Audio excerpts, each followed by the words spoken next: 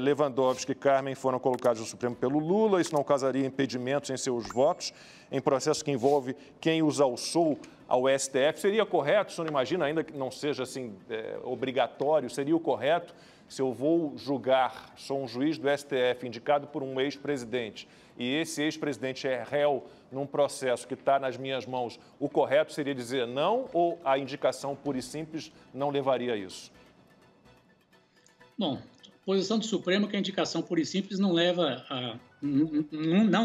ao impedimento ou suspeição. E é raro você ver o próprio juiz se dar por impedido ou suspeito. Hoje em dia, o Supremo é um ponto fora da curva, não tem controle, ninguém tem controle sobre ele. Ele está aplicando a Lei de Segurança Nacional em grande monta e ninguém fala nada. E quando alguém pede a aplicação da Lei de Segurança Nacional contra as afirmações contra o presidente, cria-se uma rede uma lacração incomensurável que o presidente está errado, ele é isso, é aquilo. A lei é muito clara, gente. É a Lei 7.170. Se vocês tiverem curiosidade, é o artigo 26, diz lá. Caluniar ou difamar o presidente da República, o do Senado Federal, o da Câmara dos Deputados, o do Supremo Tribunal Federal, imputando-lhes fato definido como crime ou ofensivo à reputação. A lei é clara. Mas, a depender para quem você vai aplicar, o Supremo finge que não está vendo. Agora, se você mexer com eles, pode ter uma busca e apreensão na sua casa. Então, ficou um órgão sem controle. Às vezes, aliás, se vocês olharem a lei orgânica da magistratura, nacional da magistratura, o magistrado não pode ficar dando entrevista, gente. Ele não pode falar de um processo que ele vai julgar. Mas se eles, que conhecem a lei, não respeitam, imagine aqui embaixo, quem vai respeitar? E, novamente, não é a reforma da primeira e segunda instância. A reforma é lá no Supremo Tribunal Federal com o que ele está falando, com o que ele está fazendo. A depender, aplica-se a legislação. A depender, não vai se aplicar. E nos deixa numa insegurança total. Minha recomendação, cuidado ao que vocês falam em relação aos ministros do Supremo Tribunal Federal. Doutor Erival, também é preciso fazer uma distinção, né? Há um abuso no uso da Lei de Segurança Nacional por parte do Ministério da Justiça. E por mais que esse artigo que o senhor diga aí, fale de honra do presidente da República e tal, há um entendimento de que isso não diz respeito à honra da pessoa física, mas sim à honra da instituição. É muito diferente você praticar um crime ou defender algum crime contra ou abaixo a tal instituição como o Supremo Tribunal Federal, enquanto instituição parte da democracia, e você criticar o presidente da República. Todos os outros presidentes da República foram xingados, chamados de nome, e não havia esse abuso no uso desse instrumento que é a Lei de Segurança Nacional. E sobre as indicações políticas para o Supremo Tribunal Federal, acontece em muitas outras partes do mundo também. O Gilmar Mendes, por exemplo, foi indicado pelo Fernando Henrique Cardoso, não pelo Lula. Nos Estados Unidos, eu até estou com um artigo aqui do consultor jurídico, o Trump nomeou 218 juízes para tribunais federais, 3 para a Suprema Corte, 53 para tribunais de recursos, 161 para tribunais federais de primeiro grau. Quer dizer, então a gente pode também arguir a mesma coisa, que há uma politização da justiça nos Estados Unidos. Aí fica difícil, a Suprema Corte não tem obrigação de ser uma corte também meramente chancelatória, por isso exatamente que existe a instância superior. Ela pode ir contra a decisão de instâncias inferiores, não é isso? Não é para isso que ela existe? Amanda, você lembrou um ponto interessante. O sistema norte-americano é totalmente diferente do sistema brasileiro. Existem eleições para os membros do Ministério Público e da magistratura. Se você olhar a nossa Constituição, para a composição de alguns tribunais, como o STJ, por exemplo, tem lá requisitos técnicos formais que devem ser preenchidos. Existe uma visão mais abrangente para o Supremo Tribunal Federal. 35 anos, reputação ilibada, notável saber jurídico. Isso é muito abrangente. Mas, novamente, gente, essa questão de indicação política ou não, de fato, existe desde o começo do Supremo Tribunal Federal. Não é uma novidade. O que nós percebemos hoje é que balizas mínimas estão sendo avançadas.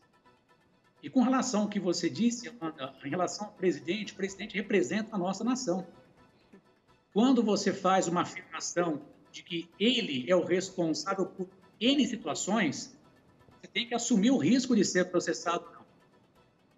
Não é liberdade de expressão isso, doutor? Você fala, o pessoal diz, não, aí é liberdade de expressão. Calma, não é liberdade de expressão. E detalhe, quem começou a aplicação da Lei de Segurança Nacional, Amanda? Pesquisa. O senhor vai Foi dizer o que é o presidente? Supremo... Não, o senhor vai dizer que é o Supremo Tribunal Federal. Mas são coisas... Foi, Amanda. Sim, mas são Foi, coisas Amanda. bem diferentes, né? Um crime contra uma instituição, tentando derrubar uma instituição Amanda, democrática e criticar uma pessoa. Não independe se você concorda ou não com aquela crítica, não vou nem entrar nesse mérito. Amanda, qual é o limite da crítica para a ofensa? Lembra, o direito não é ciência exata, é muito tênue.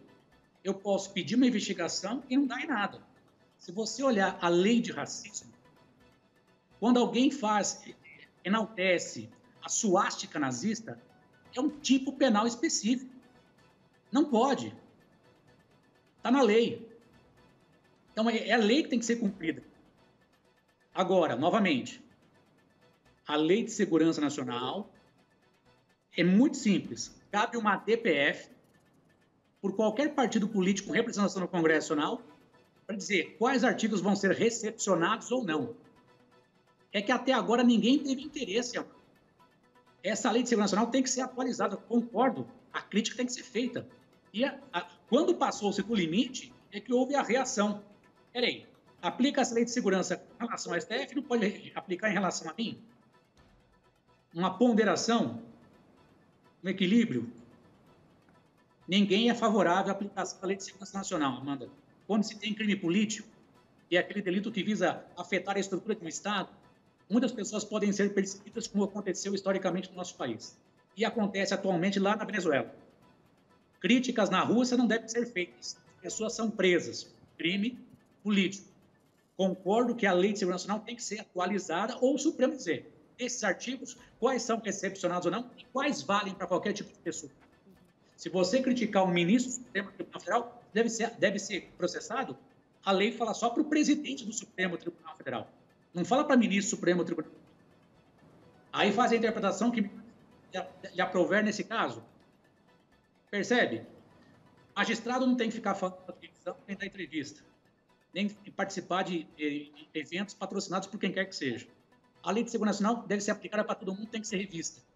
Qualquer partido pode propor uma ADPF, que é uma arguição de descumprimento de preceito fundamental, para retirar os artigos que eles acham que não é interessante desta lei.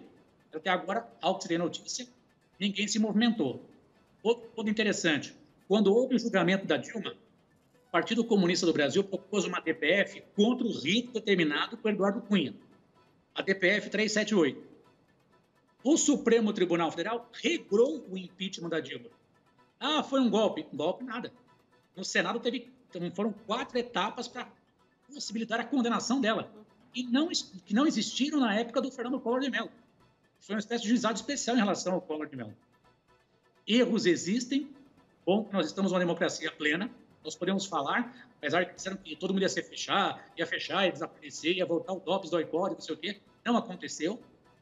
Abusos cometidos devem ser repreendidos. E vida que segue, né? Como o pessoal fala, o choro é livre, né?